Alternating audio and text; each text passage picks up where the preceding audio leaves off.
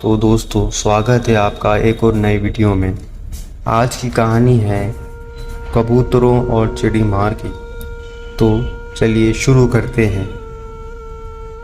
एक जंगल में बहुत बड़ा बरगद का पेड़ था, जिसमें बहुत सारे कबूतर रोज आकर बैठते थे।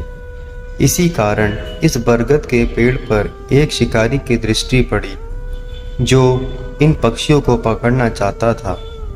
उसने सोचा कि यदि वह इस बरगद के पेड़ के आसपास जाल बिछा दे तो एक ही बार में कई सारे कबूतर फंस जाएंगे और उसे कुछ दिनों तक शिकार करने की भी जरूरत नहीं पड़ेगी।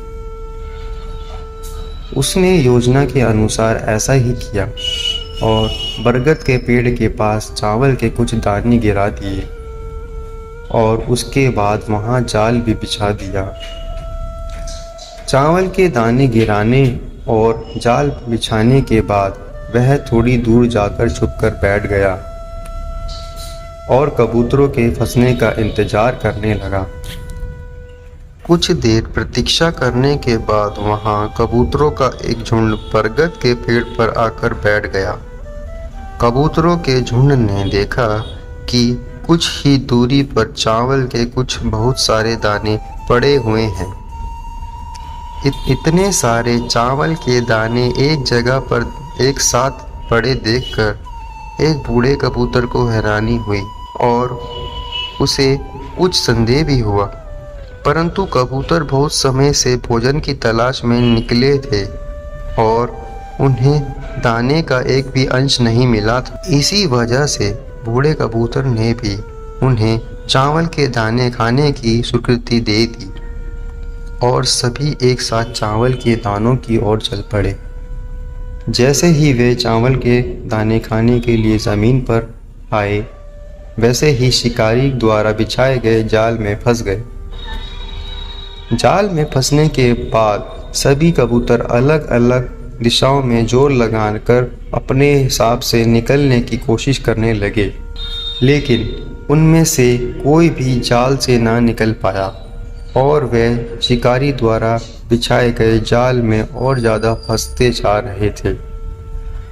बूढ़ा कबूतर अत्यंत ही बुद्धिमान था और वह जानता था कि यदि सभी कबूतर अलग अलग दिशाओं में सिर्फ खुद को बचाने के लिए जोर लगाएंगे तो वह कभी भी जाल से नहीं निकल सकते। उसने सबको रुकने के लिए कहा और बूढ़े कबूतर की बात मानकर सब शांत हो गए।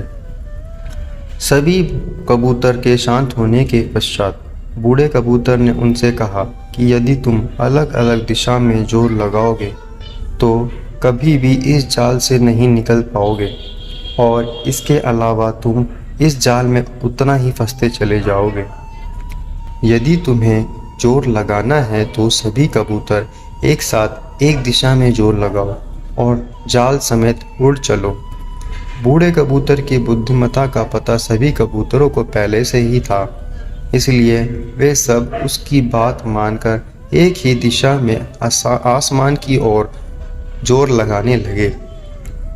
तभी कबूतरों के एक ही दिशा में जोर लगाने की वजह से वे सभी एक साथ जाल समेत ही उड़ गए।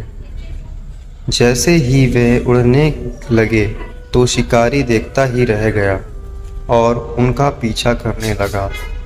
थोड़ी दूरी तक पीछा करने के पश्चात सभी कबूतर शिकारी की पहुंच से बहुत ज़्यादा दूर जा चुके थे। शिकारी की पहुंच से दूर जाने के पश्चात वे सभी एक सुरक्षित स्थान पर पहुंचे, जहां बूढ़े कबूतर ने उन्हें अपने मित्र चूहे के घर की ओर चलने को कहा और सभी कबूतरों ने ऐसा ही किया। चूहे के घर पहुंचने के पश्चात बूढ़े कबूतर ने अपने मित्र को सारी बात बताई।